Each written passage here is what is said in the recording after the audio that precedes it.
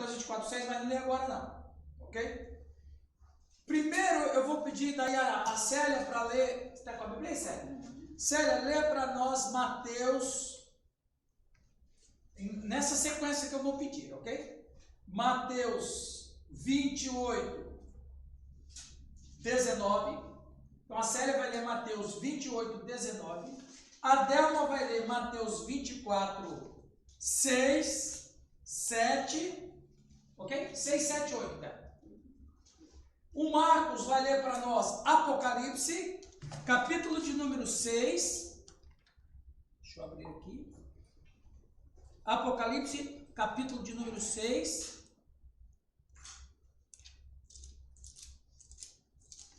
Versículo 1 e 2, Marcos. 1 e 2. Depois eu vou pedir para o Edinho ler Apocalipse, capítulo 6, verso 3 e 4. Depois eu vou pedir que o Raul leia Apocalipse, capítulo 6, 5 e 6. Nessa sequência, primeiro a Célia vai ler Mateus 28, 19. Ide, portanto, fazei discípulos todas as nações, batizando-os em nome do Pai, do Filho e do Espírito Santo. Agora leia para nós Apocalipse 6, 1 e 2. E havendo o cordeiro aberto um dos selos, olhei e ouvi um dos 4 animais que dizia, como em voz de trovão, vem e vê. E olhei e vi um cavalo branco, e o que estava sentado sobre ele tinha um arco, e foi-lhe dado uma coroa, e saiu vitorioso para vencer. Mateus capítulo 24, versículo 6, 7, 8. E ouvireis falar de guerras e rumores de guerra. Olhai, não vos perturbeis, porque forçoso é que assim aconteça, mas ainda não é o fim. Porquanto se levantará nação contra nação e reino contra reino, e haverá fomes e terremotos em vários lugares. Mas todas essas coisas são o princípio das dores. Apocalipse 6, 3 e 4. O segundo selo. E havendo aberto o segundo selo, ouvi o segundo animal, dizendo, vem e vê. E saiu outro cavalo vermelho, e ao que estava sentado sobre ele foi dado que tirasse a paz da terra, e que se matassem uns aos outros, e foi-lhe dado uma grande espada. Muito bem. Então, você pode perceber nesses textos assim, o Raul. Leia lá, é o Raul só que falta, né? Vai lá, Raul. Então o cordeiro quebrou o terceiro selo, e ouvi o terceiro ser vivo dizer, venha. Olhei e vi um cavalo preto, o seu cavaleiro tinha uma balança na mão. Ouvi que parecia ser uma voz que vinha no meio dos 4 seres vivos e dizia, meio quilo de trigo custa o que vocês ganham num dia inteiro de trabalho, e 1,5 quilo de cevada custa a mesma coisa. E não misturem água no vinho, nem falsifiquem o azeite. Veja bem, queridos, percebe que a fala do Cristo, ela tem uma resposta direta na abertura dos selos.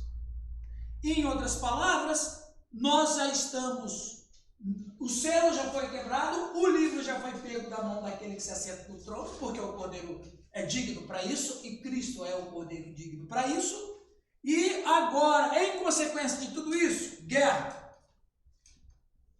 Depois de guerra, o que tem? Olha o que está acontecendo aí. Fome. Depois de guerra e fome, vem pestes. Vem pestes. Do que vem as pestes? Por quê? De guerra?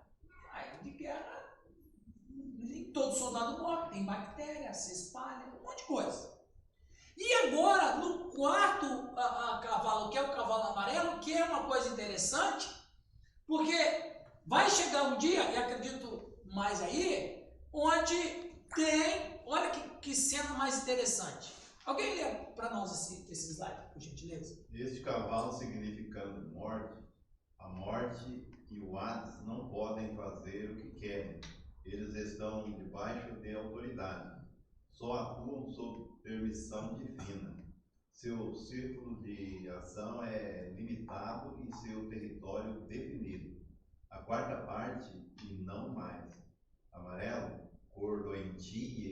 oscila, simbolizando a pestilência e a morte. Muito bem.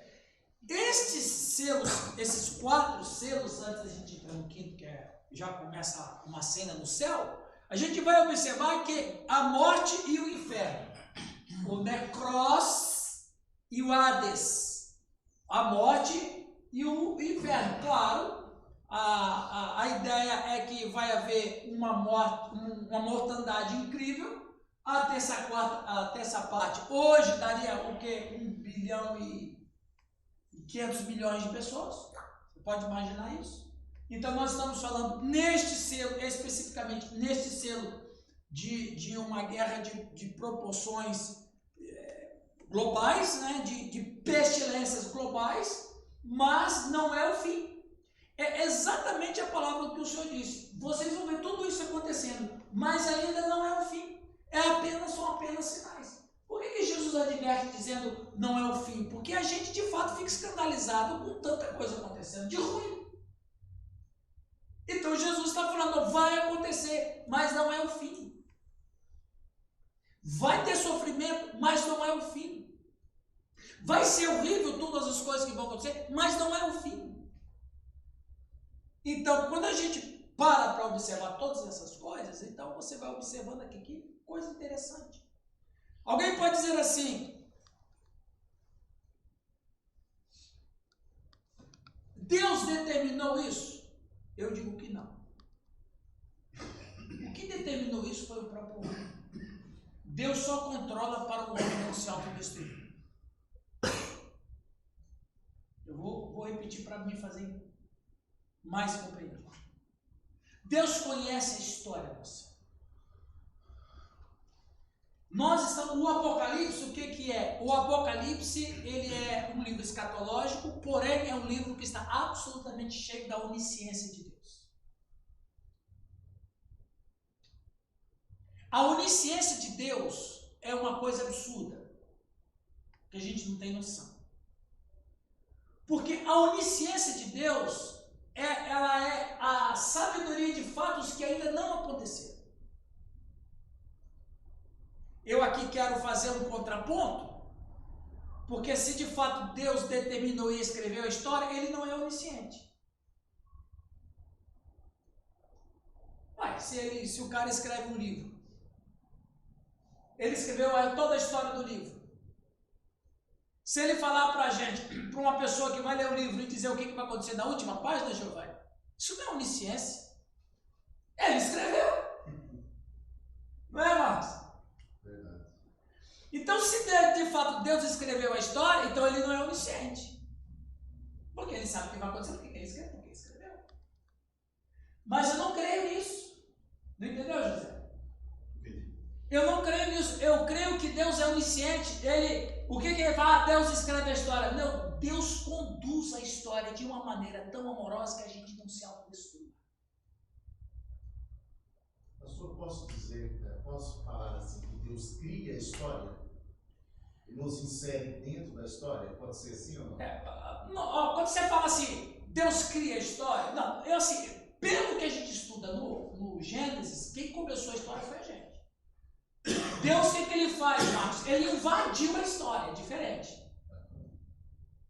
Por que ele invadiu a nossa história? Porque a nossa história estava eivada de maldade e malignidade. Se você pegar Romanos capítulo 3, é um texto assustador. Quer ver? Vamos ler Romanos capítulo 3. Foi boa a sua intervenção, Marcos, foi muito boa. Até porque, né, ele muda, né? Por exemplo, lá em Jonas, sim, ele vai controlando a história. Ele muda, eu falei, mudei de ideia. Ele vai melhorando a nossa história, que não deveria fazer. Na verdade, eu não deveria fazer isso. O homem, né? Olha lá, Romanos 3 é um texto assustador.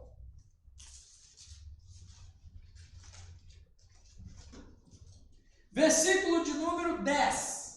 Marcos, já que você levantou alegre, leia para nós Romanos 10, 3, de 10 a 18. 3, 10. Isso aí, inclusive, esse foi, eu acho que eu preguei, está na sua igreja quarta-feira, esse texto de Romanos, né? Sim. Fala lá, Marcos. Como está escrito, não há um justo nenhum sequer. É isso, né? Isso. Não há ninguém que entenda, não há ninguém que busque a Deus. Todos se extraviaram e juntamente se fizerem inúteis. Não há quem faça o bem, não há nenhum só. A sua garganta é um sepulcro aberto, com as suas línguas tratam enganosamente, e peçonha de ásperes está debaixo dos seus lábios. Cuja boca está cheia de maldade e amargura. Os seus pés são ligeiros para derramar sangue. Nos seus caminhos há destruição e miséria. E não conheceu o caminho da paz. Veja bem, como é possível viver na história? Como é possível viver no mundo onde as pessoas não se entendam? Onde não há condição de comunicação. Ora, se não tem comunicação, não tem progresso. O que atrapalhou a construção da Torre de Babel, certo? Comunicação, divisão de línguas. O que aconteceu lá? As línguas foram divididas. E o que- Cada qual falava sua própria língua, não teve como se entender. Não, mas e daí? O que aconteceu com a Torre de Babel? Por quê? Se Ninguém se entendia. Faltou Onde comunicação. onde não tem comunicação, não tem progresso. Então, como é que você pode...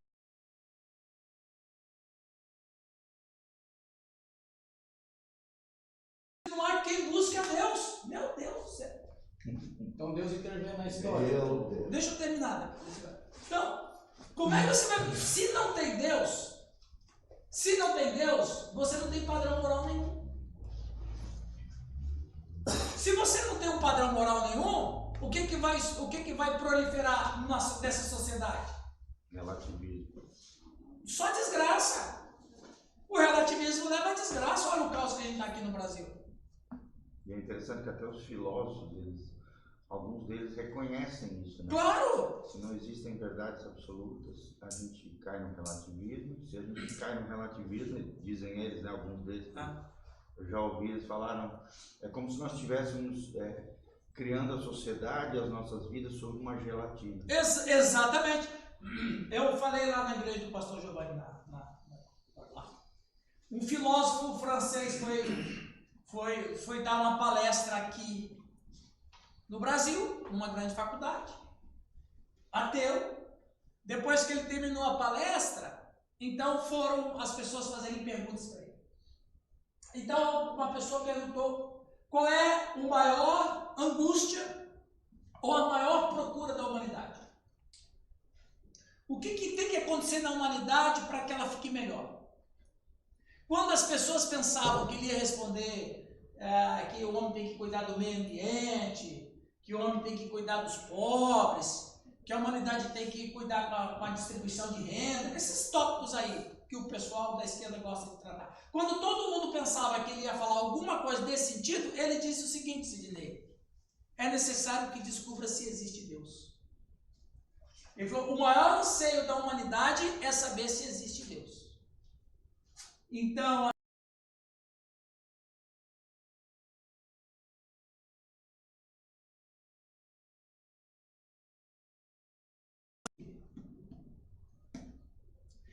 veja, como é que você vai viver numa sociedade, numa história, Marcos, se não tem quem busca Deus? Aí ele vai dizendo, todos se extraviaram e algumas se fizeram inúteis. Como é que você vai conviver numa história onde os seres humanos são inúteis? Onde não há quem faça o bem, não há nenhum sequer. A garganta deles é sepulcro caiado, com a língua urda engano. Como é que você vai viver numa sociedade onde um fica enganando o outro? Aí ele vai dizendo, né? A boca deles tem cheia de maldição e amargura, os seus pés velozes para derramar. Como é que você vai viver numa sociedade onde todo mundo tem o princípio de ser um assassino? Então a situação que Paulo coloca é o seguinte: o que aconteceu? Por que a gente não é assim? Porque Deus invadiu a história. Absoluta e reinante. Então, o quadro de uma pessoa que é pecadora é exatamente isso aqui, gente. Quando os nossos pais saíram do jardim e começaram a escrever a sua história, a história que eles iriam criar é exatamente essa história de Romanos 3:10. Mas por que a gente acaba não sendo assim? Porque Deus invadiu a história. E Deus já invadiu a história lá quando Adão e Eva começou a criar aquela história maldita. De pecado, desobediência, etc. Então Deus invadiu a história. Então o que acontece? O que é o Apocalipse? É Deus invadindo a história. Como o ser humano, conhecendo e sabendo como funciona o ser humano em pecado, Deus disse tudo o que vai acontecer, não porque de fato ele escreveu assim, mas esse é o caminho que a própria humanidade está escolhendo. E ela só não é pior porque Deus invadiu a história, principalmente quando visitou na pessoa de Jesus Cristo. E a gente falou sobre os 2 dias que Deus tem: o dia da visitação e o dia da vingança. Sim, Renato. Então, Apocalipse 17 diz assim: porque Deus tem posto em seus corações que cumpram o seu intento, e tenham uma mesma ideia, e que deem a besta o seu reino até que cumpram as palavras de Deus. Esse versículo cai nisso aí que você está falando? Então, cumpre o seu intento, não é? O seu projeto. Qual é o projeto? O projeto de finalizar essa história. Então, vai continuar assim mesmo. O intento de Deus é acabar com isso aqui. Que na verdade não é o final da história de Deus. Mas não é o final da história de Deus. Mas o final da história do homem caído. Do homem caído. Agora, preste atenção. A história começa com um homem pecador. E a história vai terminar com um homem redimido. Sim, mas a história é caída. Ela começa com a história caída, perdão. A história caída começa com um homem pecador, o protótipo, e vai terminar a história com um homem pecador. Quem é? O anticristo. A história da maldade começa com um homem em pecado e a história termina com um homem em pecado. O que aconteceu no meio dessas 2 pontas da história? Deus invadiu a história com o bem. E não permite que ela acabe a tragédia. Aí o bem vence o mal. E o bem vence o mal. Por quê? Porque Deus é o sumo bem. Deus não pode perder. Então, a história caminha quando Deus vai vendo que o próprio homem mau e pecador vai escrevendo essa história horrorosa. Ok, gente? Só eu não participei dessas primeiras aulas, eu queria ver o cavalo branco aí. O que vocês falaram aí? Nós falamos que o cavalo branco é a pregação do Evangelho. Por que não é o anticristo? Porque nenhuma cor branca é dado a quem é do mal. Esse cavaleiro também não é Jesus, porque Jesus, ele vai vir no Apocalipse capítulo 19, com os exércitos. Então, esse aqui, ele é um cavalo simbolizando algo intermediário na história. O alcance do Evangelho? Que é o alcance do Evangelho. Hoje a gente vai falar sobre isso. Fala, Sidney. Eu estava me lembrando esses dias de uma história que o professor falou a respeito de um índio que veio para a cidade que nunca tinha vindo e que um dia ele estava entrando próximo de um supermercado, na porta do supermercado, algumas pessoas pedindo coisa de comer, porque ele estava com fome. E aí ele ficou olhando aquilo, tanta coisa na prateleira do supermercado, quem disse, por que não pega ali e dá para ele comer aqui? E aí o cara falou, não, mas não pega, mas ele está com fome, está ali a comida, por que não pega a comida e não dá para ele comer? Resolve o problema. E ele ficou sem entender a cultura, o mundo que nós vivemos. Às vezes a gente está esperando as coisas, vamos dizer, a fome está aí, está em nossa volta, porque a gente não está passando fome, a gente não vê que está cumprindo a coisa da fome. E a fome está aí no mundo, as desgraças estão acontecendo. Né? E às vezes a gente está esperando que isso aconteça comigo, que isso aconteça, e aí eu não sinto dor pelo meu irmão. Né? Tem as dificuldades, às vezes eu não me compadeço com os meus irmãos. Então, quando você começa a viver nesse mundo, ver as pessoas que estão ali, eu tive uma época na minha vida que eu sentava na mesa para comer, eu não conseguia comer, porque eu trabalhava à noite com o pessoal de rua, vivia ali, então eu ia comer em casa, eu me sentia mal, porque eu sabia que tinha gente lá na favela que não tinha o que comer, tinha gente lá que não faz muito tempo. A empatia não te deixava... Há pouco tempo eu fui ali aqui na Vila Guarujá, uma vila que tem aqui, isso agora, 3, 4 anos atrás, eu cheguei lá, a mãe não tinha o que dar para a criança, nem fubá. Não tinha comida, a criança estava com fome, ela estava com fome, Não tinha. Eu estive em casa, pegou as coisas, eu vou lá e dou para comer. Isso está acontecendo aqui. Só que é o seguinte, viu, Sidney? Você tem que comer. Porque alguém tem que estar forte para ajudar quem não está conseguindo comer. Não. Senão você vai se juntar com ele. Aí a gente entender isso, que a gente precisa falar mais é que essa condição de muitas coisas já estão se cumprindo. Claro, claro. Já estão acontecendo. Então, mas por que estão acontecendo? Porque a história do homem é isso aí. É isso aí. E ela, e preste atenção, meus irmãos, olha que coisa interessante. A história do homem, ela é tão eivada de pecados, e que Deus já vai dizendo que vai, o Jesus já vai dizendo que vai acontecer, porque assim é o coração do homem. Ok? Agora, a coisa Então, fica... Deus não cria história. Não, Deus intervém na história. Isso. Ele é Senhor da história, porque Ele intervém na história. Né? Porque a gente vai entrar aqui, se a gente se aprofundar muito nessa questão, a gente vai entrar em assuntos teológicos diversos, que não é a proposta do nosso curso aqui, mas assim, meus irmãos, existe um problema moral muito grande. Porque se Deus escreve a história, se Deus de fato escreve a história, então não é necessário ter julgamento. Porque o que é um julgamento? Julgamento, um juízo sobre uma coisa que você fez. Então, o que você fez estará sendo julgado. E só pode ser julgado por pessoas morais. Se Deus me escreveu a história como ela é, eu não posso ser julgado. Eu só estou obedecendo aquilo que ele escreveu. Eu sou um personagem. A culpa é dele. A culpa é dele. Pode cair no fatalismo. Dentro dessa perspectiva, Hitler não pode ir para o inferno. Mao Tse Tung não pode ir para o inferno. Os estrupadores não podem ir para o inferno. Nenhum pecador pode ir para o inferno, porque todas as maldades que acontecem aqui acontecem porque Deus escreveu. E aí a gente entra num problema moral, teológico, que não é a nossa proposta. Por isso que, dentre essas e outras, eu não consigo, nem por uma questão lógica, nem por uma questão teológica, nem por uma questão bíblica, e nem por uma questão de humanidade, eu consigo aceitar que Deus escreveu o pecado na nossa história como está. Agora, quem acredita nisso, Pastor, fala, meu querido. Deus é criador de todas as coisas, não é? Porque Ele é Deus, Ele é o Criador. Partindo para a área teológica, eu vejo assim, Deus, Ele criou anjos do bem, não é? Da mesma forma, o anjo lá no céu se rebelou contra ele, quer dizer, então, a partir de então, quem criou então essa dureza no coração do anjo? Quem criou o mal, se não for Deus? Isso é único. Essa teologia que você apresenta é uma teologia judaica.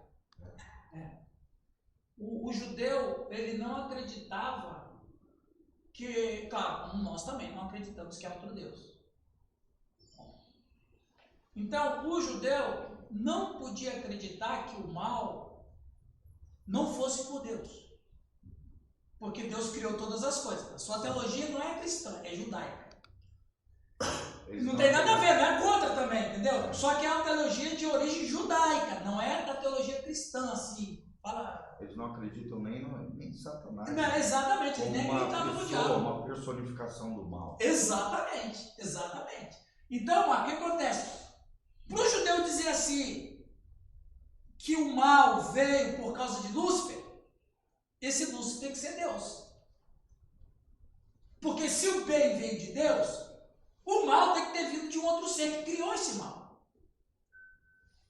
Aí o judeu não aceita. Por quê? Porque não tem outro Deus, só tem um, e é verdade.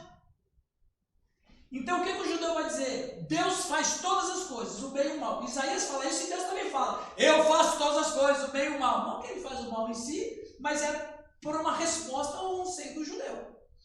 Assim como tantas outras coisas do Antigo Testamento, Deus se convencionou a isso. Agora, eu tive o prazer, o pastor Giovanni me deu um osso para roer esses dias atrás. Eu estou só esperando o dia que o pastor Giovanni me convidar lá na igreja dele para me pregar só o evangelho. Puro e simples. Eu já estou pensando no próximo assunto.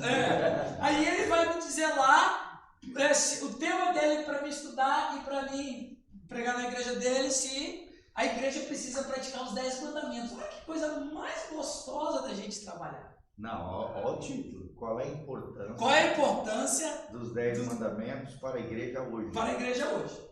Então aí, Marcos, eu tive a oportunidade, lá na igreja do pastor Giovanni, de dizer o seguinte: a ordem de Deus sempre existiu antes que existisse o planeta.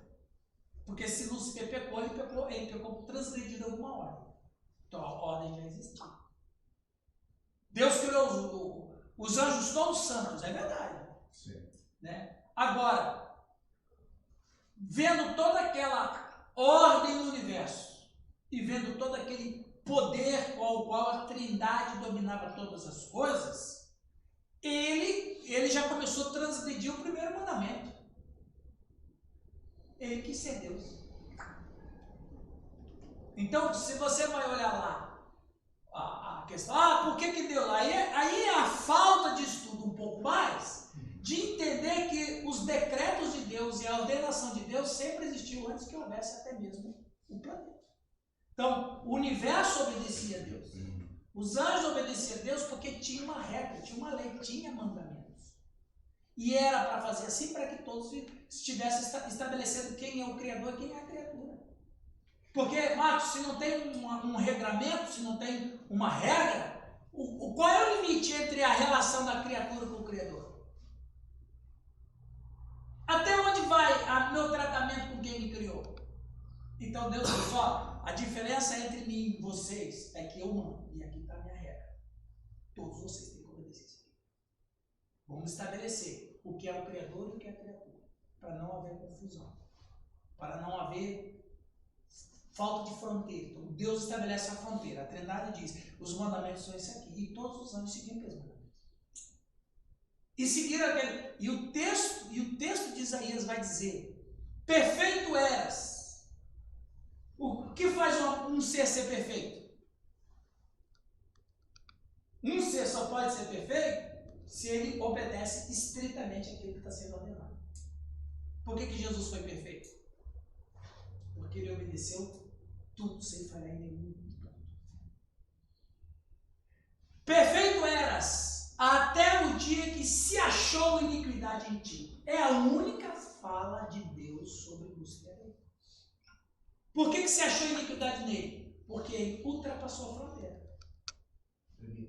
Ele ultrapassou aquele limite que o Criador colocou. O pano de fundo disso, então, seria o livre-arbítrio dado. Exatamente. Porque se não o pano de fundo foi isso aí. Não precisa. Exatamente. Não precisa limite. Não existe responsabilidade moral. Não, exatamente. Então, por que então ele foi expulso? Porque ele foi condenado na moral.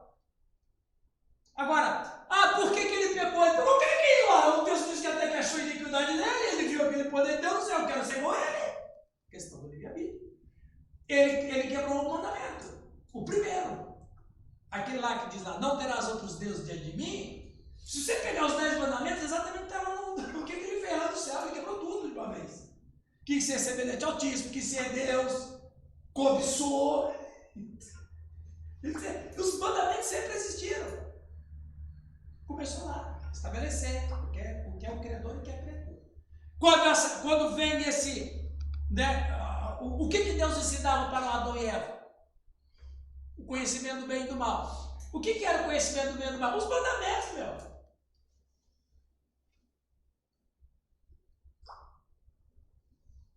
Quando Adão peca, ele se esconde de Deus porque ele tem um sentimento. Qual é? Vergonha seguido de medo. Ora, quem foi que ensinou a ele que aquele sentimento que ele tinha era medo? Ele, porque ele já sentiu medo antes. Quando que ele sentiu medo antes? Quando Deus falava os mandamentos, o que acontece se não obedecer a ele? Ele tinha uma voz, né? Aí o que acontece? Senhor, eu estou sentindo alguma coisa aqui estranha. E Deus vai dizer, o que você está sentindo é medo. Só que Adão se sentia confortado porque ele estava em paz com o Criador.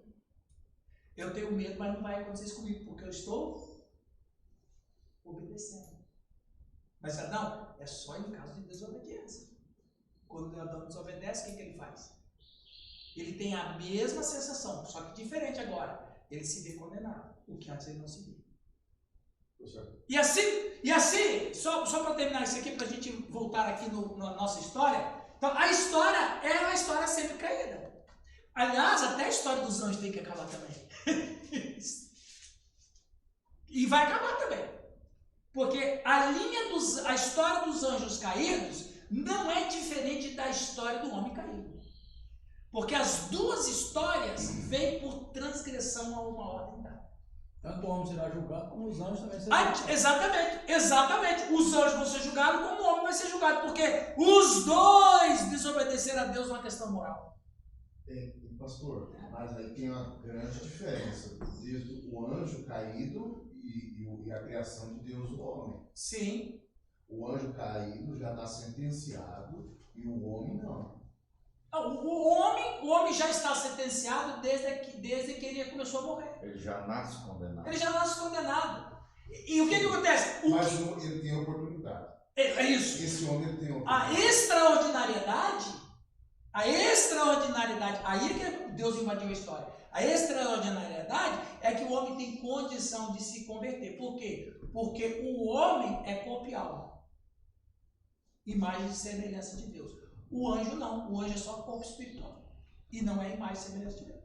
E a diferença dos anjos é que os anjos tiveram acesso pleno à presença de Deus. Nós não. Ou seja, eles estavam no céu, nas montanhas de Deus, na presença de Deus, gloriosa de Deus. Nós não. Nós podemos entrar na presença de Deus. Eles já viviam em plena presença de Deus. Então o tratamento é diferenciado também, eu creio, por causa disso. E a gente vai ver que o Apocalipse, ele não é só a história do fim da queda do homem, da história humana caída, como também a história dele, porque o texto de Apocalipse capítulo 12 diz que, sabendo que pouco tempo lhe resta. Então quer dizer que a história dele também está indo para o declínio. E que como ele é a personificação do mal, ele é a personificação do mal. O mal personificado nele. Então ele tem que ser condenado e ser completamente levado para o lago de fogo, julgado. Exatamente, como também o homem que pecou do mesmo transgressão dele, que não se arrependeu. Então, o homem tem uma extraordinariedade, que é Cristo. Da mesma forma, julgado. Exatamente. O mal dele, a tentação dele, vamos dizer assim, foi interior. Foi. E o homem foi sugestão. Muito bem, ok, meus irmãos? Está clareando aí as coisinhas para vocês aí? Então, a questão que o Marcos levanta, ela é interessante porque, de fato, tudo é um tubo, né? Cai tudo no mesmo lugar. De seres criados e que pecaram diante de Deus. Agora, entramos num assunto muito interessante também. O quinto selo. Alguém lê para nós, verso 9 a 11? 3 irmãos, por favor. O Alex está copiando tudo ali, hein, Alex? Aê! Alguém, por gentileza? Quando ele abriu o quinto selo, vi debaixo do altar as almas daqueles que tinham sido mortos por causa da palavra de Deus e por causa do testemunho que sustentavam. Clamaram em grande voz, dizendo: até quando, ó soberano Senhor, santo e verdadeiro, não julgas nem vingas o nosso sangue dos que habitam sobre a terra? Então, a cada um deles foi dada uma vestidura branca, e lhes disseram que repousassem ainda por pouco tempo, até que também se completasse o número dos seus conservos e seus irmãos, que iam ser mortos, como igualmente eles foram. Então, o quinto selo trata sobre as almas que estão debaixo do altar. Alguém lê esse slide, por favor? Este selo mostra as almas que estão debaixo do altar de Deus. Com a abertura do quinto selo, muda-se o cenário. Da terra passa-se ao céu. Passamos da causa para o efeito. Essas pessoas foram mortas, mas ainda não ressuscitaram. Elas foram mortas e a matança prossegue. As almas sobrevivem sem o corpo e são conscientes. Elas não estão dormindo, elas estão no céu. Essa é a nossa gloriosa convicção. Morrer é estar com Cristo, é deixar o corpo e habitar com o Senhor. Veja, Glória a Deus. preste atenção. Esse versículo, ele é muito interessante porque ele nos põe algumas questões que a gente não pensa de sempre. Primeira questão, essas almas que estão debaixo do altar, e debaixo do altar tem esse significado, ó. Proteção de Deus. Essas almas estão debaixo do altar, primeiro elas foram mortas.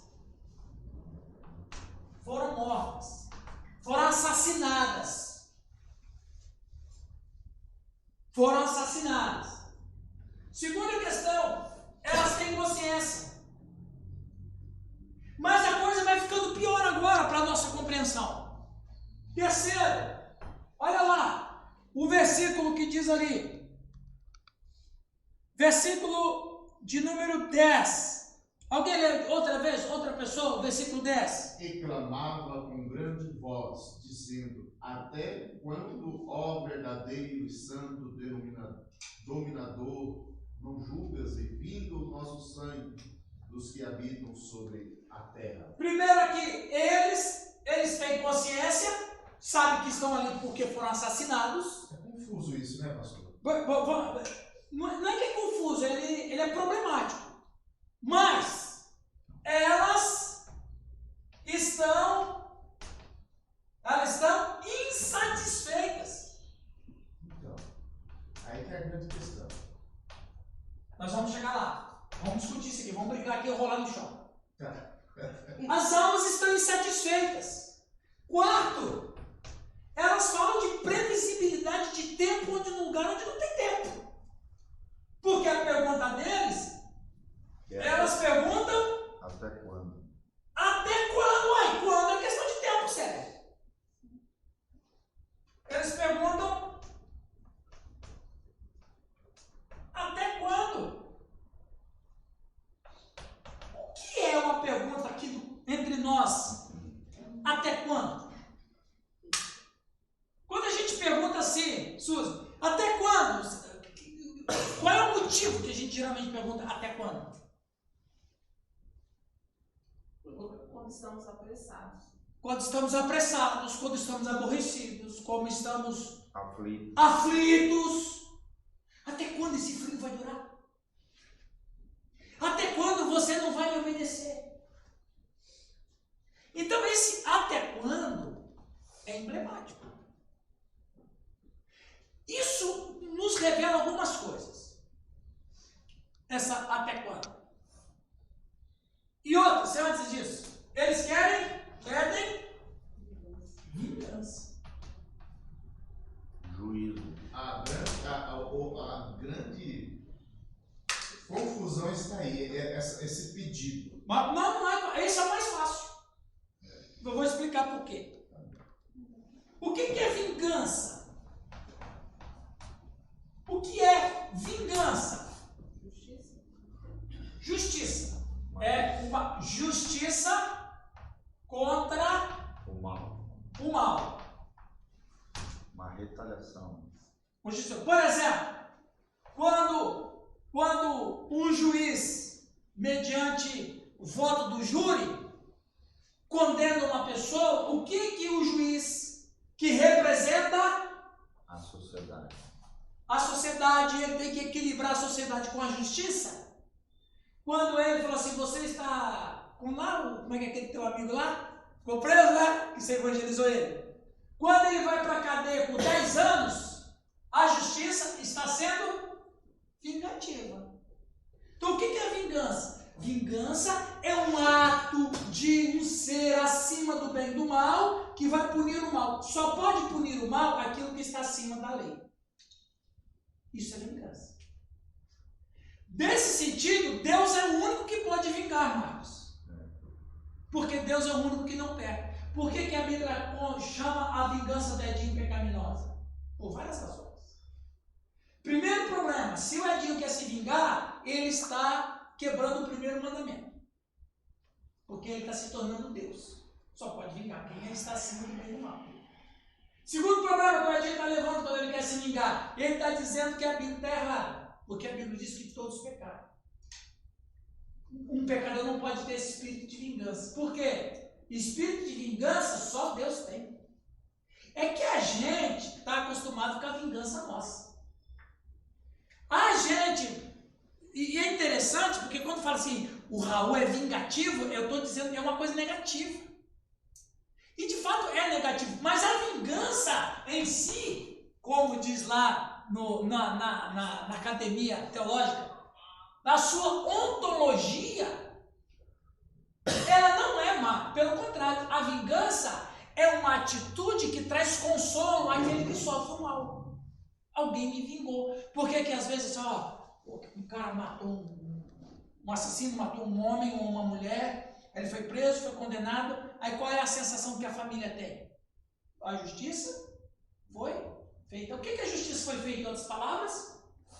Alguém está vingando a morte dele e o nosso sofrimento.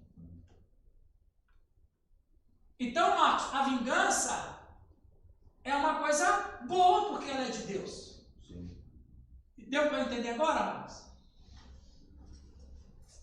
O que a gente tem que fazer é o seguinte, é separar a vingança de Deus e a nossa vingança. A nossa vingança é pecaminosa. Eu não estou acima do bem e do mal. Pelo contrário, eu sou tão pecador como qualquer um. Por isso que eu não posso me vingar. E outra coisa, até o direito positivo, ele proíbe o mal, né, ou a vingança própria, justamente porque o ser humano, no momento de ira, ele se torna desproporcional àquela ofensa que foi feita. Aham. Então quem tem que fazer isso não é o indivíduo. Não. É o Estado. E é o Estado. E o Estado que é representado pelo juiz, o juiz, ele representa o Estado. O Estado é um ser impessoal. Porque que, fulano ele fez uma coisa, eu matei ele por vingança. Ok, você não tem condição de vingar. É a questão, só um parênteses, por favor. É dentro dessa perspectiva que os super-heróis são ilegais. Porque eles não representam justiça. Eles representam uma vingança pessoal. Chamados Vingadores. Percebe? Nada contra os heróis, eu gosto dos heróis.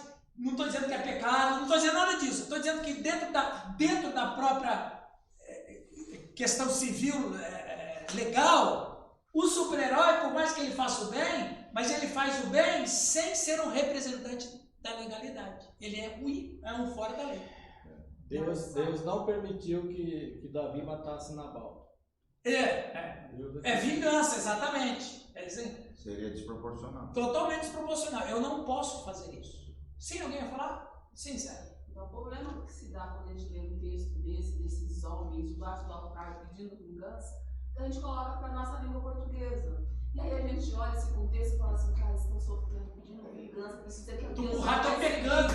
Aí a gente vai lá e coloca a vingança na nossa língua. Quando nós colocamos na nossa língua, é fúria total. É verdade. Porque a gente quer acabar com aqueles que acabaram com os caras. Exatamente. Mataram. Então a gente precisa retornar de novo para a língua original e tem um contexto diferente. Totalmente. Entendeu, Marcos, a questão da vingança aqui? É a mesma questão da justiça, sério.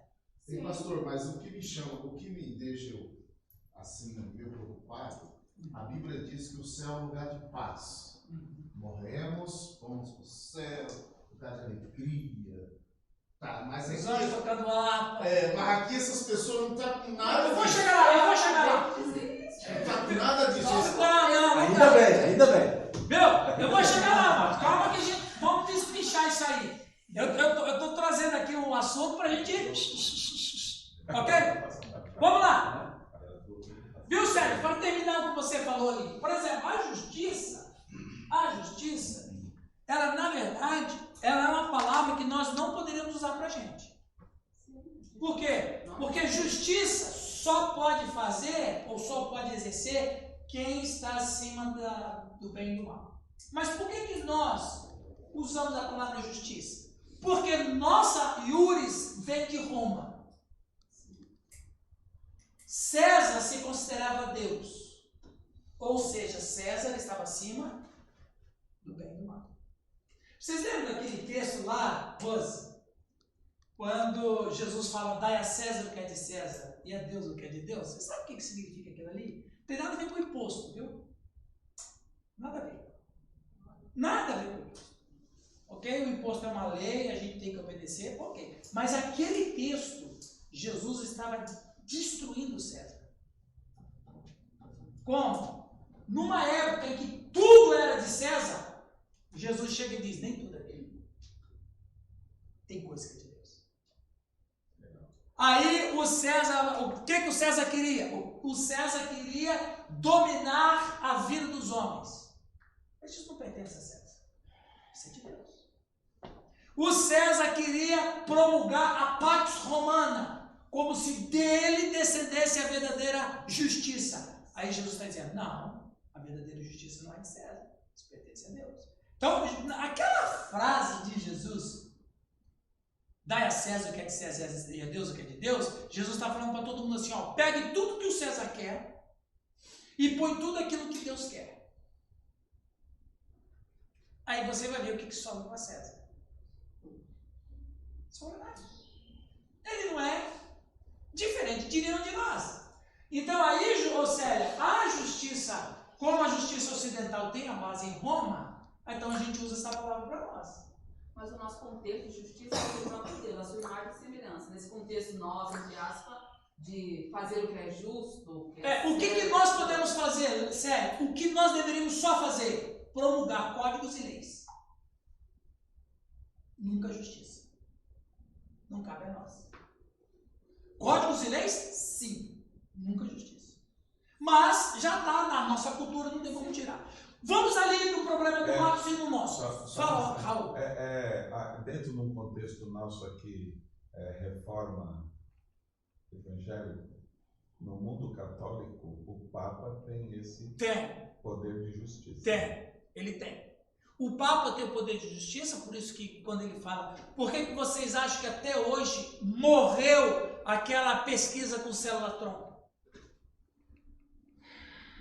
Por que a clonagem humana não deu sequência? Porque o Papa, e não é a pessoa em si, é a instituição papal, diz, não é para fazer isso mais. Acabou, ninguém fez mais. Ninguém fez mais. O único animal que foi clonado foi a Dolly. Quando alguém falou de clonar um ser humano, o Papa disse, parou aí. O que aconteceu? Parou mesmo. Vamos adiante.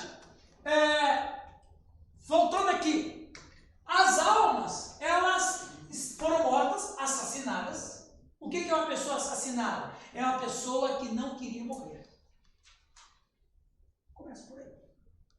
Elas têm consciência plena. Elas estão insatisfeitas porque exatamente foram assassinadas. Dá uma ideia isso. Que pessoa assassinada é o pior tipo de morte que pode ter. Nesse caso aí não entra morte natural? Esse texto não. Nesse texto está falando de assassinato. Morte natural, eu entendo, Edinho, que a morte natural é uma bênção.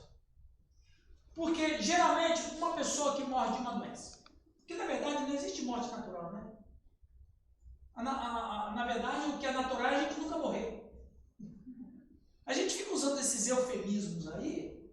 Por exemplo, o nosso irmão pastor Renato perdeu a esposa há quanto tempo já faz? Em janeiro. Janeiro agora. Então ele está com poucos meses que a esposa dele morreu. A gente vai falar que a esposa dele morreu de morte natural. Não morreu de morte natural. Ela teve um câncer. Uma pessoa que está acometida com uma doença furiosa como essa, e mesmo ela sendo cristã, ela entende que é o seguinte, Senhor, pode me levar. Nesse sentido, Edinho, a morte de uma pessoa dentro dessa perspectiva é uma morte que, de fato, ela veio para me abençoar. A morte ela pedia para Deus levar. Então, é a morte que veio. Um homem com 90 anos que está ruim no hospital, o cara pensa assim, já não tenho mais pai, já não tenho mais mãe, talvez não tenha mais irmãos. Meus filhos estão tudo criados. Os meus filhos já estão tudo já com 60 anos. Os meus amigos de infância. O cara vai tendo a sensação que ele não pertence mais a esse mundo. Porque todas as pessoas que ele se relacionou na vida, não existe mais, então ele não se vê mais vivendo aqui. Então, o cara está lá e o Senhor pode me levar, porque nada mais me interessa. Bom, agora, a morte por assassinato é diferente. Sim, pode falar, gente. A gente já discutiu aqui, mas você não está aparecendo no purgatório? Não, não parece nem nada no purgatório, porque eles não estão sendo purgados, eles já estão salvos. Mas estão lamentando. Não, o lamento, mas o lamento deles não é estão atormentados nessa chama. O lamento deles é o seguinte: nós morremos quando deveríamos continuar vivendo. Então o Senhor vinga a gente. Diferente. Não é um sofrimento moral, não é um sofrimento de nenhuma natureza. O que tem neles é uma insatisfação. Dentro da doutrina católica do purgatório é um sofrimento. Nesse caso não é um sofrimento, é uma insatisfação. A pergunta até quando é que é interessante, e eles pedem vingança. Agora, eles estão insatisfeitos por quê? Eles estão insatisfeitos porque morreram quando deveriam continuar na história. Eles estão, aí o Marcos falou, mas o céu é um lugar de paz. Essa categoria, Marcos, essa categoria, nós estamos falando desta categoria. Qual categoria? Cristãos assassinados.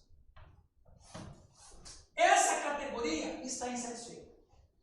Por várias razões, vamos imaginar. Porque eles queriam continuar vivos, porque eles queriam continuar servindo a Deus. Eles têm memória de quem foram, sabem quem deixaram na terra, sabem por que morreram e sabem quem o matou. Estevão, quando ele está sendo apedrejado, ele viu os céus, a terra, a glória do céu, ele diz assim uma palavra: não imputes o pecado deles. o pecado deles. Ok. E aí, quando Estevão chega no céu, ele vai para onde?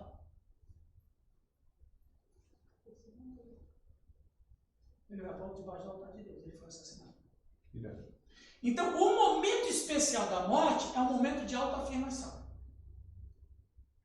Um momento onde o cristão martirizado está para morrer é um momento de autoafirmação da sua fé, motivada e alimentada pelo Espírito Santo. Que eu acredito que no momento desse ele nem dor sente. Ele fica indolor. O motivo pelo qual, seja uma chama, seja uma fogueira, seja uma decapitação, seja pedra, seja o que for. O Estevão, quando ele estava sendo apedrejado, e não eram pedras pequenas. Já o corpo ferido, o corpo machucado, nos últimos momentos de consciência que ele tem, ele não diz que alguma coisa dói ou machuca. Ele olha para o céu, ele olha Jesus, e eu, Irã Góes, não li isso na Bíblia. Tirando por base de Estevão, eu acredito que todos os mártires viram Jesus como Estevão viu. E a visão do Cristo glorificado é uma força tão grande que o mártir tem, que ele não sente dor e que de fato ele almeja estar com o Senhor. Pronto, acabou, ele não vai negar sua fé. Mas o Apocalipse nos revela que os mártires estão insatisfeitos. Alguém quer falar? O Raul. Quando você diz aí os cristãos assassinados, há dois times aqui, né? O Holocausto e o povo de Ziklag foram assassinados. Estariam dentro desse time aí? O texto diz aqui, e vamos ler o texto, vamos deixar o texto falar por si. Okay. O texto diz assim, 9. Quando ele abriu o quinto selo, vi debaixo do altar as almas daqueles que tinham sido mortos por causa da palavra de Deus e por causa do testemunho que sustentavam. Ou seja, mártires. Eles morreram porque não negaram a fé. Ou tiveram a vida interrompida. E Apocalipse 20 diz assim: e vi tronos e assentaram-se sobre eles aquele que tem poder para julgar. E vi as almas daqueles que foram devorados. Aqui já dá até o tipo. Ali dá, porque dali é outro tipo de mártir, tá? Esse é um outro tipo de mártir em outro tempo na história. Esse aqui nos dá a ideia de serem... Ali fala da degolação. Esse está no capítulo 6, né? Exatamente. Esse é o capítulo. Aí ele vai dizer aqui, mas quando a gente chegar lá, você vai falar isso aí também. Até quando, ó soberano Senhor, santo e verdadeiro, não julgas, nem vingas o nosso sangue dos que habitam sobre a terra? O texto de Gênesis é muito interessante. Quando Caim mata Abel, vocês todos conhecem esse texto. Quando Deus pergunta para Caim, onde está teu irmão? E Caim responde de maneira absurda para Deus, estúpida e mentirosa: acaso sou eu tutor de meu irmão? Claro que ele era tutor, ele era um primogênito. Aí Deus diz: porque o sangue do teu irmão, o que acontece? Clama. No hebraico, a palavra sangue está no plural. Sangues. A teologia judaica, já que o Marcos evocou a teologia judaica, a teologia judaica, sabe como interpreta o sangue no plural? Uma descendência toda que não veio. Não sei se é verdade, eu só estou passando uma informação. Eles não veem só o indivíduo, né? Vê toda a coletividade. Agora, eu imagino que um jovem que é assassinado, você imagina, morre com ele uma futura geração. Que não vão nascer. Seja por assassinato, seja por uma outra razão. Então Deus fala, os sangues do teu irmão clamam. Ou seja, tem uma geração que não vai vir porque você acabou. Você não matou só uma pessoa. Você acabou com uma geração. Não estou dizendo nada, não estou falando que de fato é isso aí, eu estou passando uma informação. Porque quanto mais conhecimento a gente tem, melhor é, mesmo que seja um conhecimento que não tem respaldo bíblico, mas o conhecimento é bom de ter, porque sempre tem uma pessoa que vai fazer pergunta idiota e você tem que ter uma resposta mais ou menos para acabar com a idiotice dele. Deixa eu perguntar um idiota.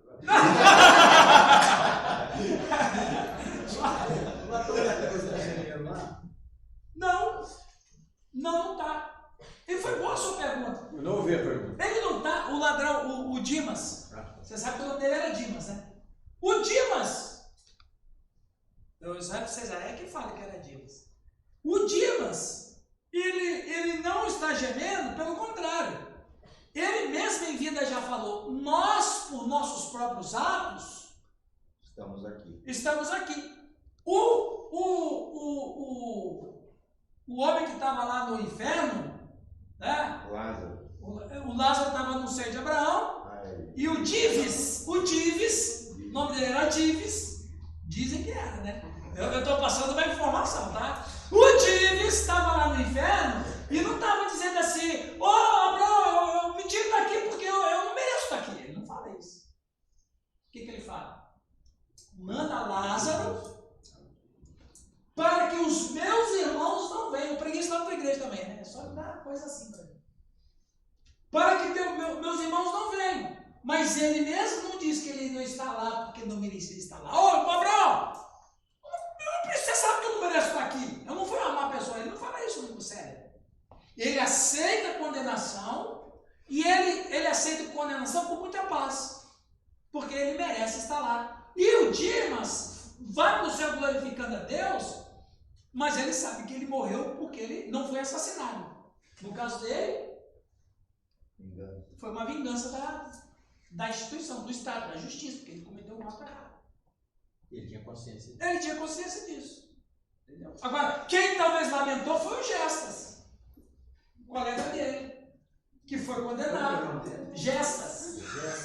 Esses nomes Vou colocar nome agora. Eu não vou explicar sem nome. Mas eu não estou inventando não, Zé. Dimas,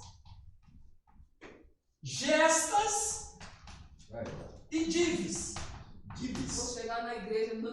falando, vocês conhecem Dima, Jéssica, Dives? Não conheço não, vocês conhecem sim, só que... Então, o Gerson, eu acredito que ele está lá, ele fala, puxa vida, eu não podia estar aqui. Mas dá dó dos mártires, né?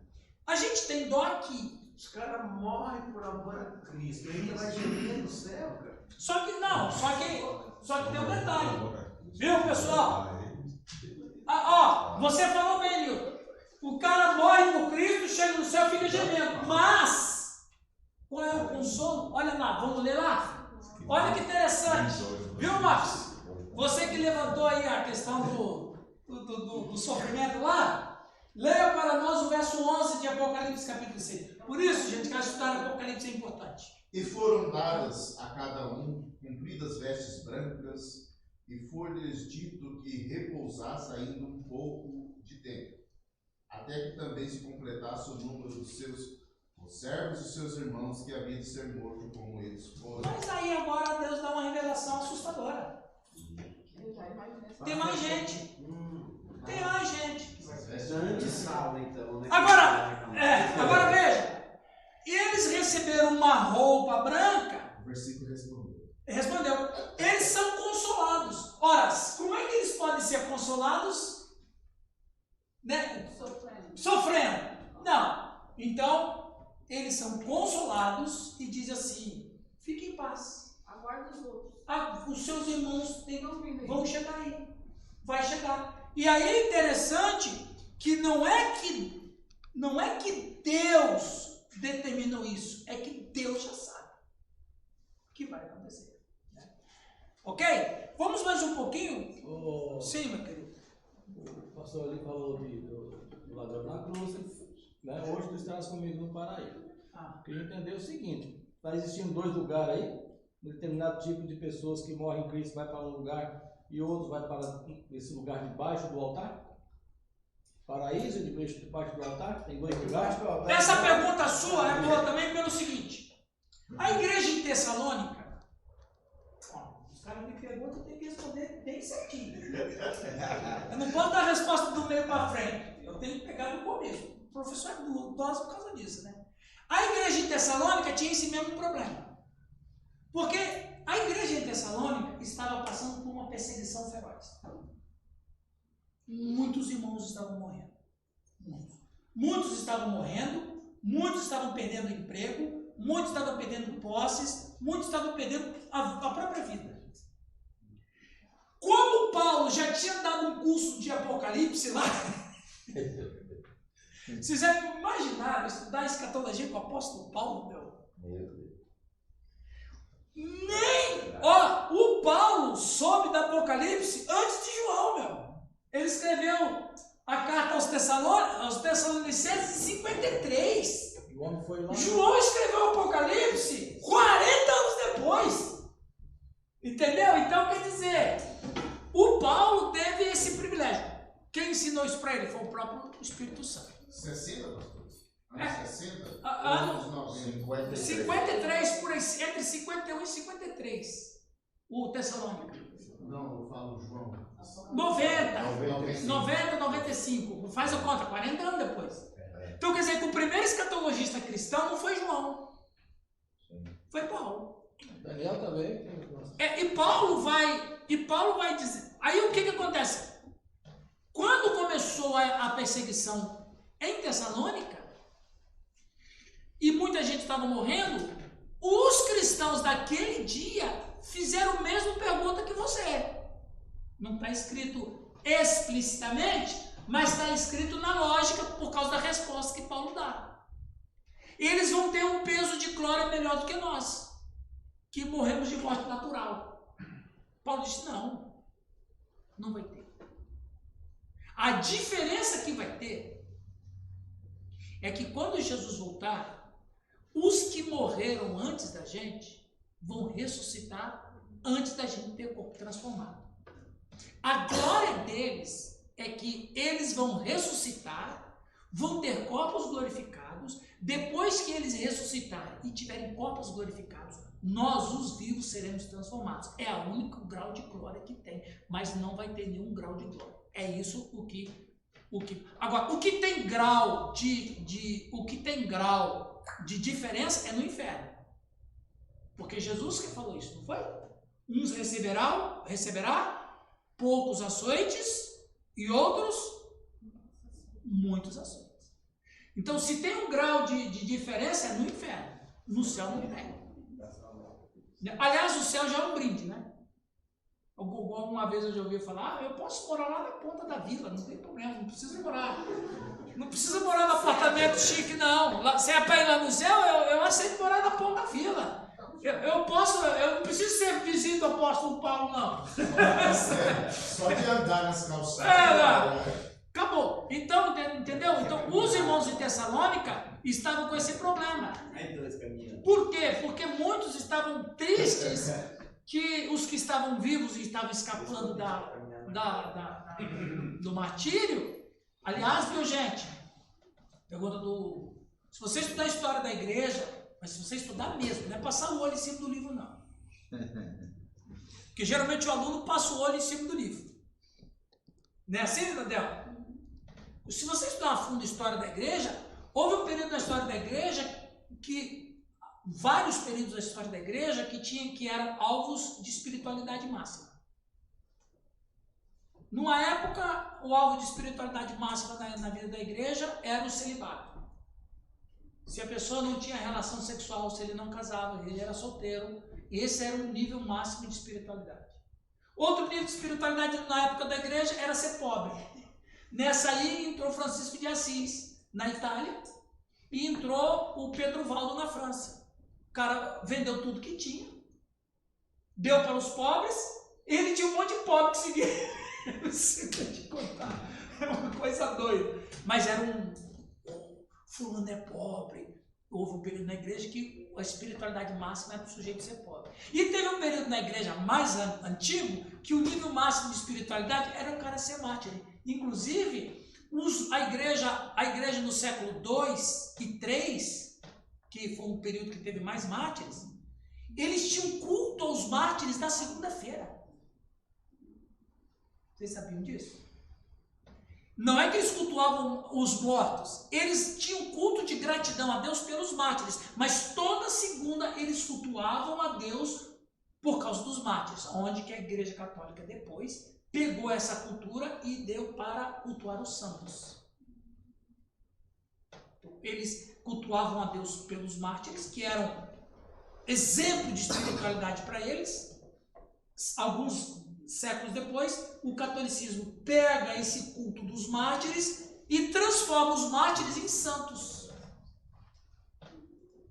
E os santos católicos, muitos, não todos, alguns eram mártires, outros eram invenções, nunca existiram, mas alguns eram mártires que morreram pela sua fé e que foram alçados a título de santo, onde tinham culto. Então, houve um período na história da igreja que ser mártir era um nível máximo de espiritualidade. E não é o caso. Entendeu? Em 1 Tessalonicenses. Respondi a tua pergunta? Então, mas paraíso e debaixo das... Não. Paraíso é um nome que a gente deu. Né? É um nome que a gente pega lá de Lucas, né? Quando no grego é ouranos. Ouranos. Ou ouranos. Ouranos. Então, ouranos não é ore para nós, né? Por isso que muita gente fala, ora por nós. Quando alguém fala assim, ora por nós, o cara está falando do céu, né? Então, ouranos é céu ou paraíso, né? São termos intercambiáveis. Lembrei da aula do Pedro. Deixa eu só entender. Então, independente de onde eles estejam, se é debaixo do altar, em cima, do lado, do canto, é a mesma coisa. É o mesmo local. A diferença é que, pelo que o texto do Apocalipse nos informa, é que eles estão debaixo do altar, já no sentido de proteção, assim como Deus também os protegeu na hora da morte. Deixa eu falar aqui, ver se eu entendi. Fala. Para mim não falar para alguém depois. Pra não fazer pergunta idiota, né? Então, os mártires morrem, proteção de Deus, eles estão insatisfeitos, mas isso no olhar da eternidade, é questão de... E aí, ao mesmo tempo, já chegamos, nós com morte natural, estamos lá junto também. Sendo que eles já estão colocando as vestes brancas, talvez na eternidade, um momento pequeno, e que a gente vai ver, parece que os caras estão deitadinhos lá. Exatamente, não estão. Exatamente, viu aí, eles estão ali sofrendo. Eles estão debaixo do altar, mas não é que está todo mundo amarradinho lá. Eles estão colocando exatamente. Então, vamos imaginar que, meu Deus, o que é o céu? A gente tem a noção disso. Vai debaixo do altar, dá aquela ideia assim, eles foram protegidos durante a vida e foram protegidos durante a morte. A ideia é essa. Por que protegidos durante a morte se eles morreram? Porque Deus não permitiu que eles negassem a fé. O Espírito Santo estava com eles. Estão na eternidade. Então, na eternidade. Hoje mesmo. E eles vão ressuscitar. É indiscutível que os maiores mártires seriam os apóstolos, inclusive Paulo. Morreram de forma desastrosa, morreram crucificados, vamos dizer assim. Eles estariam aí nesse local?